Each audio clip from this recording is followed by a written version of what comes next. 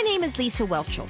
I'm traveling the country, meeting people with the most amazing collections we can find. We decided to make sure that the public had access to learning about hip-hop. I bring in experts to appraise these treasures and hope to make a deal with our collector to trade one of their precious gems for an elusive item that's been on their wish list. They had to have an industry connection to get this. Will there be a trade? It's the collector's call.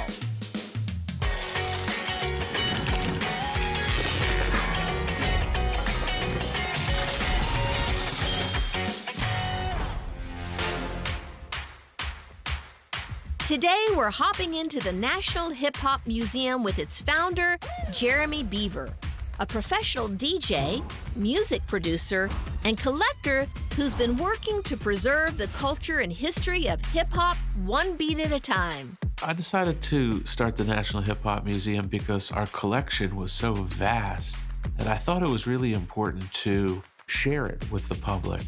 Joining us today is our expert and fellow collector, Quan, a devoted music historian, journalist, author, and documentary filmmaker who's here to drop knowledge on all things hip-hop.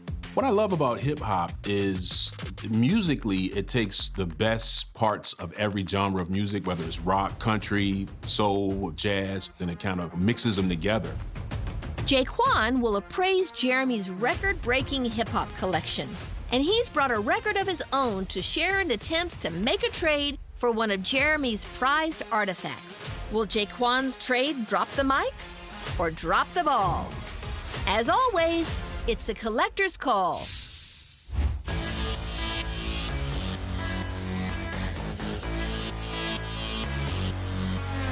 Jeremy, thank you for inviting me to your hip-hop museum. When did you start your collection? I've been a hip-hop producer and engineer and business owner for over 30 years, and I thought, I'm gonna just start a little collection for myself personally, and it ended up becoming so big and so important that we decided to make sure that the public had access to learning about the archiving of America's largest cultural export, hip-hop. Well, so just start with me. What would you want me to learn? I would want you to learn that hip-hop, while it is America's and the world's music and culture, it was started by Black people and Latin people and Jewish people in New York City in 1973 by a DJ named Kool Herc. But it's really important to know that hip-hop started as a way that people of color could express themselves and speak through the music that they created. Have you gotten to meet any of these artists that you admire because of your museum? Not only have they come to visit, but our museum specializes in honoring and inducting all of these legendary hip-hop acts into our Hall of Fame. In fact, we've inducted over 80 legendary hip-hop acts in just 5 years' time, and the one that really means the most to us is our executive director, Master G of the Sugar Hill Gang, who was one of our very first inductees and now leads our entire organization. That is very exciting. But we do have our expert here, Jay. Why are you the expert today? I fell in love with hip-hop from a very young age, like many from my generation. And I was a musician and producer. And right around the time that the internet got popular, I would get online and I would see that they just didn't have the history right. So I started reaching out to the pioneers, the Curtis Blows and the Grandmaster Flashes, and these people were very accessible at the time. And I started to interview them. And I interviewed them with the curiosity that I had as a 9-year-old listening to their records. So I amassed this huge collection of interviews, and I started to be respected as a historian. Well, I feel very privileged that you are our expert today. Thank you. This is gonna be such a fun day, and I'm ready to learn. Let's go. So whose jacket is this? Well, rest in peace to the one and only Prince Marky D of the Fat Boys, who were just inducted into the National Hip Hop Museum. This jacket is from the album cover, 1988, Coming Back Hard Again. So how did you get it? This was donated by their manager, Charlie Stetler, who also came up with the name Fat Boys early on in their career, and decades later, they are one of the most successful hip-hop groups in the history of hip-hop. This jacket is special because it represents not just the group, but also their iconic manager and his partner, Linda West, who designed all of the costumes for the Fat Boys. This was donated to the museum at the induction when we inducted Charlie Stetler. He didn't just manage the Fat Boys. He is notorious for managing Dr. Dre and Ed Lover of Yo MTV Raps fame. And so Charlie Stetler had an amazing hand in helping hip-hop become as mainstream as it became. Wow, so this was just gifted to you. So it's very difficult to put a value, obviously, on this, and not that you would ever sell it, but how much do you think it could go for? I'd say because of the fact that it's a custom leather jacket for a one-off album that came out in 1988, which some people revere as the golden era of hip-hop, I'd say anywhere from $150,000 or more.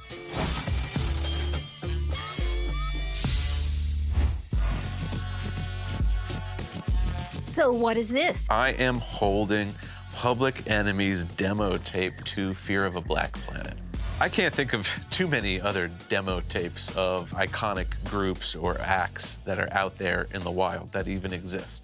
So the fact that we even have this in our collection is really quite special. But one of the things I'd like to point out really is the fact that it's from Green Street Recordings, which is the studio. That's how you know this is an official demo tape, because that was down in the Village in New York City. And the fact of the matter is, this tape contains some of the original passes and recordings of the album that came to be known as Fear of a Black Planet. How did you get that demo tape? Would you believe that my son was thrifting in a store and said, "Hey, Dad, come look what I found"? Are you kidding? I think it was $5 or $7. I ran home because I really just wanted to make sure that Green Street Recording was the place that I thought it was, the studio where they recorded majority of their albums. And sure enough, it was, and we verified that this is the actual demo. Wow, so you got it for like $5 or $7, Yeah. huh? What did you think when you first saw this? I was blown away. Have you listened to it? I haven't listened to it yet because I'm scared Yeah. the reel is gonna pop. But our historian at the museum, Quan, just told me, don't worry, if it pops, he can repair it, and that we should immediately digitize it. So Yes. I guess we're gonna have to go about doing that. So how much would this little thrift store find be worth? I'd say for the time period where Public Enemy was at their apex at that time, the group was in the middle of breaking up and going through some controversy, which makes it even more interesting. For the historical aspect of what that is, probably $500,000. Wow. Yes. Up next, Jeremy will drop the needle on a genre-defining turntable. And still to come, Quan will propose a trade. Will Jeremy decide to spin it or scratch it?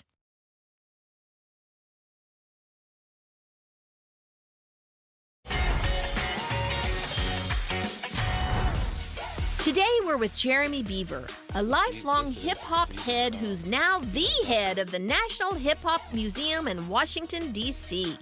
Also on deck is our expert Quan, a hip-hop historian who's here to spit facts about Jeremy's artifacts. And later, he's going to help us appraise Jeremy's entire collection. But first, Jeremy unrolls a piece of hip-hop history. So what item is next? Well, we have the Hip Hop Declaration of Peace. And the reason why it's special is because there are no official documents in hip hop. This is it. And it was drawn by hand and presented for the first time ever at the United Nations in 2001. And it was signed by over 300 major hip-hop legends and United Nations delegates, and the brainchild of KRS-One, who put together 18 tenets of hip-hop. That is fascinating. How long did it take for him to create it and curate the signatures? He went around to all of the hip-hop legends first, and he asked them to write down what is most important to you about hip-hop and about the culture.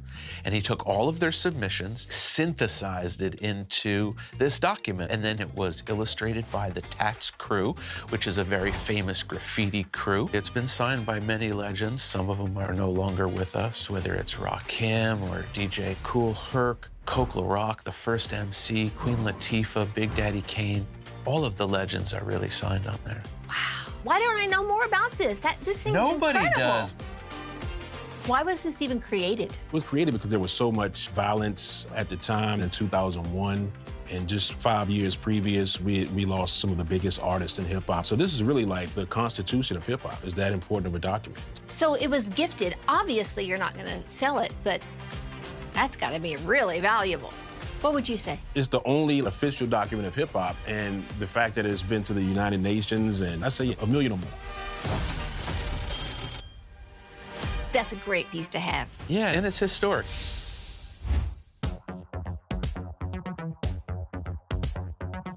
What is this? Well, this is Grandmaster Flash's secret weapon. This is a beatbox, AKA Vox Percussion King. This can actually make drum sounds. And so he'd be able to create a drum sound and then bang it out by hitting the buttons. And that type of live percussion sound in a hip-hop setting, no one ever did that before. What a really cool piece. How old is it? Well, I suspect that this piece was probably manufactured in the 1970s. How did you get it? When I was going through a thrift store here in the Washington, D.C. area, I noticed this box. When I saw Percussion King on it, that rung a bell. And I said, I think there's more to it. So I spun it around and I opened it up. And sure enough, inside, I saw the same exact unit that Grandmaster Flash had used. What are the odds? So this isn't Grandmaster Flash's own. It's just like the one that he used. This is the model that Flash used. His neighbor was a drummer, and Flash said that a neighbor used it to keep his fingers nimble when he couldn't practice, and Flash begged him to sell it to him. And he sold it to him under $200 back in the 70s. Flash would have his turntables where he's manipulating already chorded music, but he would also have this secret weapon. They made a song called Flash to the Beat, and this was the centerpiece of it. When these guys do the beat with their mouths, they're imitating what Flash was doing, because Flash called this the beatbox. I get down when Flash is on the beatbox. And there's not many of these around? Not at all. So how much did you find this for at the thrift store? $350. So how much does that raise the value? For what it is historically, well, I'd say probably $50,000 on the low end. Can either one of you do the beatbox sound? I think Jeremy probably specializes in it. No.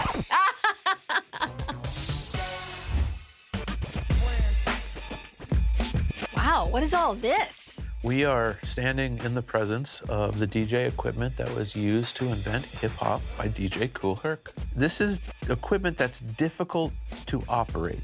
You can see it's only got 2 speeds, 33 and 45. This just puts the tone arm up and down, stop, start.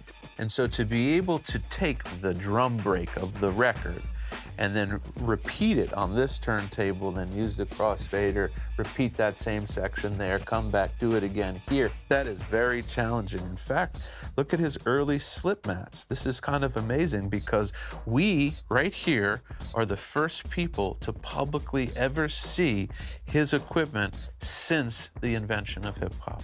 And here we are 51 years later, and now hip-hop is the largest cultural export that America has ever created. How did you get it? Christie's Auction House put together a hip-hop auction of all of Kool Herc's items, and we were lucky enough to get this equipment for $220,000. That's incredible. Wow. I mean, you can't really put a price on this. How much would this be insured for? I mean, the equipment alone, because vintage equipment is popular again, is worth a lot. But the cultural significance of something that started because of Kool Herc, insured for $2.3 million. But again, as a historian, a lover of hip-hop, a DJ who has equipment, and knowing what I know about the cultural significance of this, to me, you couldn't put a price on it. It's the equivalent of Hendrix's first guitar, or Prince's first guitar, or any other genre of music, their first instrument. That's what this is to hip-hop. Yeah. Still to come, Collector's Call gets a visit from a hip-hop legend.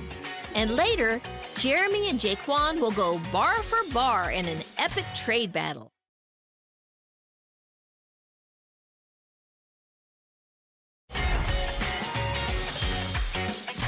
We're back with Jeremy Beaver in his hallowed halls of historic hip-hop memorabilia. And soon, our expert Quan will appraise his entire collection. But first, a visit from the master himself. Okay, so what are all these? Right here we have 1979 press release, 8 tracks, and cassette tapes from the Sugar Hill Gang. Okay, so tell me about the artist. Yeah, well, actually, he couldn't be here today, but I think we'll let him tell you all about these artifacts.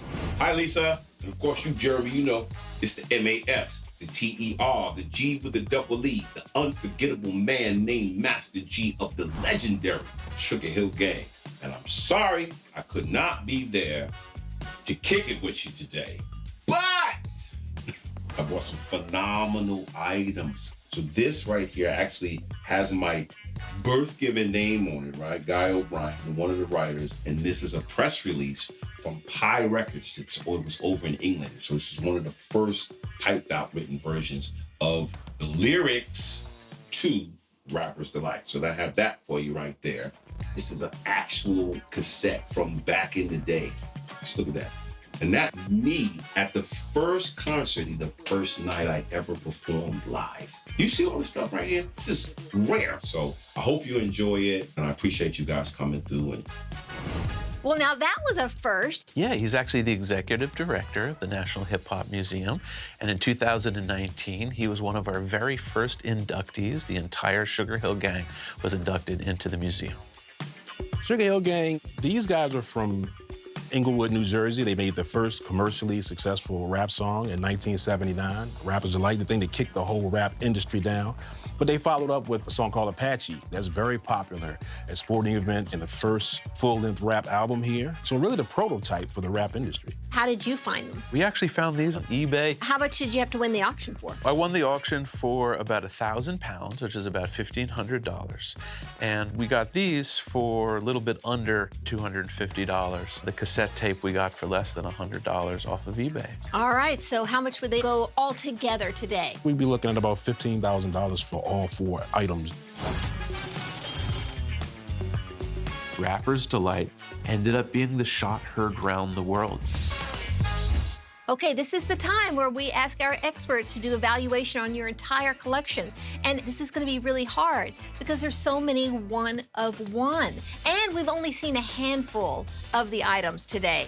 Today we saw Marky D of the Fat Boys jacket, the Public Enemy demo tape, the Hip Hop Declaration of Peace, the Vox Percussion King model used by Grandmaster Flash, DJ Kool Herc's original DJ equipment, and the Sugar Hill Gang collection. Jay, how are you gonna do this? Well, because I work with the museum, I know the inventory, and like you said, this is not everything. We have several boom boxes, signed microphones, sneakers, so much. I've seen it all. So how much is this entire collection? What's the value? Well over $20 million for everything in the museum. What? This is an actual museum that we have. We can't even put everything in one place. And you can go to many museums and still not see the type of importance and influence that these items have had on our culture as Americans. So to me, it's not about the dollar symbol, it's really about the cultural significance. Okay, well now let's see if we can make a trade here because we've asked our expert to bring an item that he's pretty sure you're gonna want, but then he also wants something in exchange. So what did you bring? This is Run DMC's self-titled debut album. This is one of the first rap albums, introduced Run DMC to a mainstream audience through MeTV. Rockbox is Like That, Sucker MCs, great songs on this. And this is a Recording Industry of America gold record. This is a rare piece. You had to have an industry connection to get this. So is this interesting to you? It sure is. And the first thing I noticed, this is a non-holographic RIAA certificate. And the fact that this is such an early RIAA award lets me know that that's the real deal. Well, it sounds like he's interested. So what are you wanting to trade? The Vox beatbox. I'm a huge Grandmaster Flash fan, and I collect vintage equipment, and that Vox would definitely complete my collection. Well, the only hesitation would be the fact that there are very few, if not none, left of the Vox Percussion Kings. And yet at the same time, there's very few RIAA awards of Run DMC's first album. Up next, the trade throwdown continues as Quan puts it all on the turntable.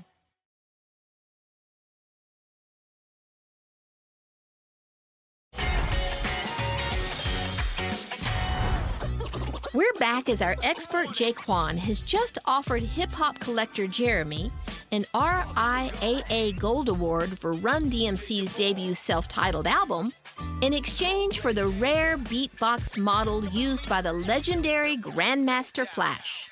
So what do you think? Are you willing to make the trade? I don't know, man. We have a platinum Run DMC award in the collection, but it is not for their first album.